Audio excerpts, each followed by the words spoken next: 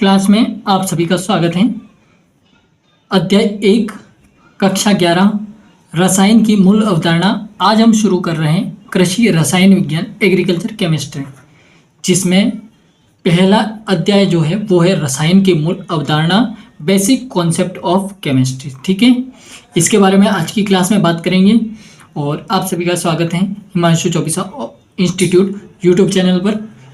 आप सभी को बता दूं मैं कि ये क्लास जो हमने शुरुआत की है ये तो अभी बेसिक हम शुरू कर रहे हैं। आप धीरे धीरे मैं आपको प्रश्नों की प्रैक्टिस भी करवाऊंगा, कुछ एग्ज़ाम भी कोशिश करेंगे कि कुछ एग्ज़ाम भी ले सकें।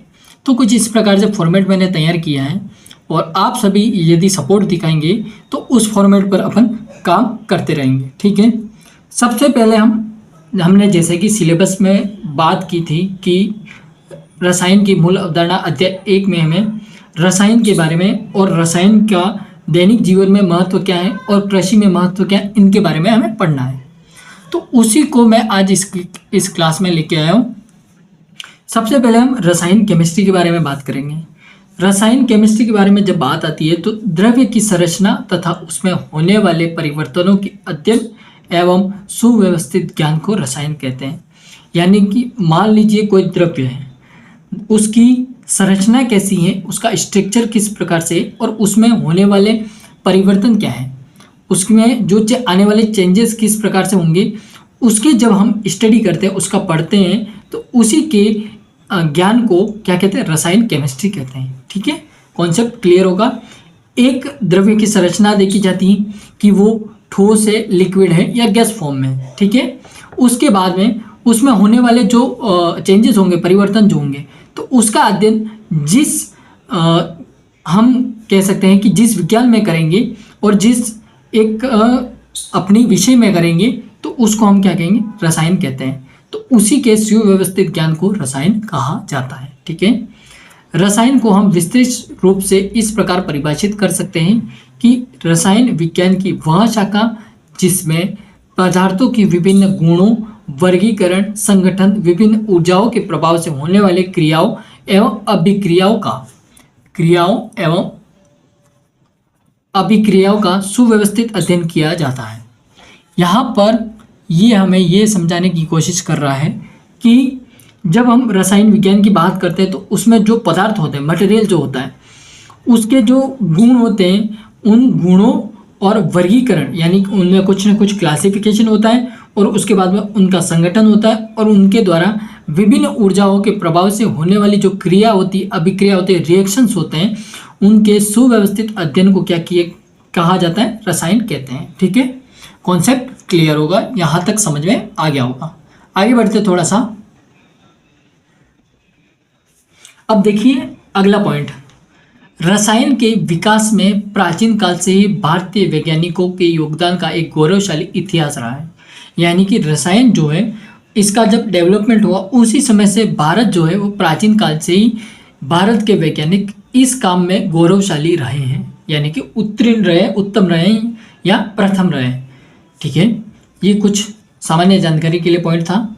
फिर आता है रसायन का अध्ययन विभिन्न शाखाओं में किया जाता है। यहाँ से क्वेश्चन बनते हैं और एक परिभाषा से क्वेश्चन बनते हैं। ठीक है, एक यहाँ से प्रश्न बनता है, दूसरा परिभाषा से बनता है। तो शाखा और परिभाषा को बड़े अच्छी तरह से पढ़ना है और यहाँ से जो क्वेश्चन बनेगा उसका उत्तर देना है। ठीक है, तो रसायन का अध्ययन विभिन्न शाखाओं में किया जाता है, जैसे अकार्बनिक रसायन, इनऑर्गेनिक केमिस्ट्री, कार्बनिक रसायन, ऑर्गेनिक केमिस्ट्री, मृदा रसायन, सॉइल केमिस्ट्री, जैव रसायन, उसके बाद में भौतिक रसायन, फिजिकल केमिस्ट्री, औद्योगिक रसायन, बायोटेक जो केमिस्ट्री होती है वो, फिर उसके बाद में विश्लेषण रसायन, नाभिकीय न्यूक्लियस केमिस्ट्री, पादप रसायन, प्लांट केमिस्ट्री और इसके बाद में डेयरी रसायन यानी कि डेयरी केमिस्ट्री के ये सब रसायन की क्या है, एक शाखा है।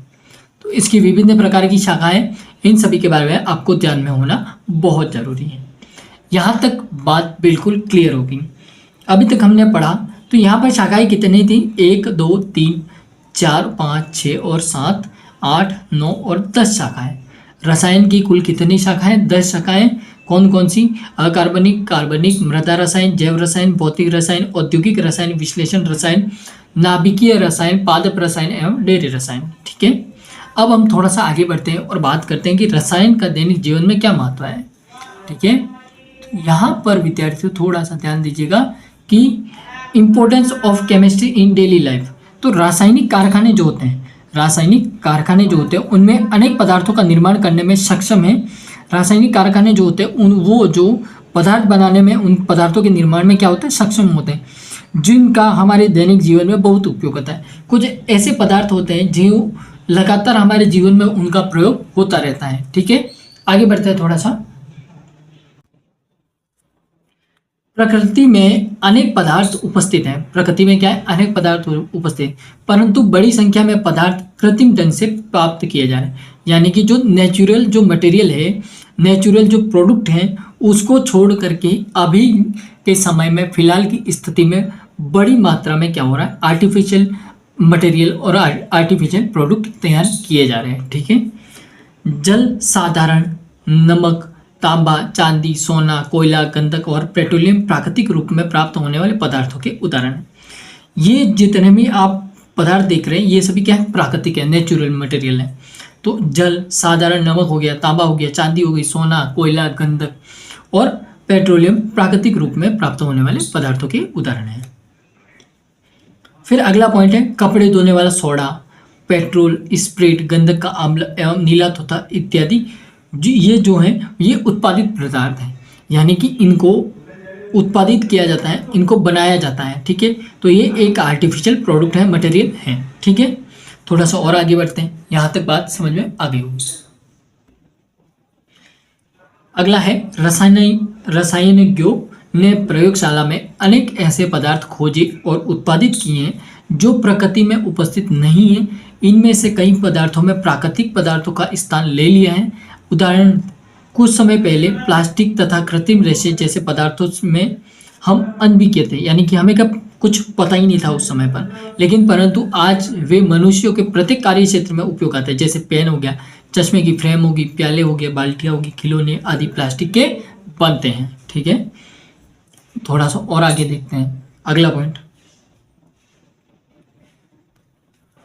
अगला पॉइंट है रेयन के कपड़े, नायलॉन के मोजे, टेरिलिन की कमीजें, कृत्रिम ऊन के वस्त्र इत्यादि कृत्रिम रेशों से बनते हैं। ठीक है, ये सभी किससे बनते हैं, आर्टिफिशियल जो रेशा होता है उसके माध्यम से बनाए इनको जाते हैं।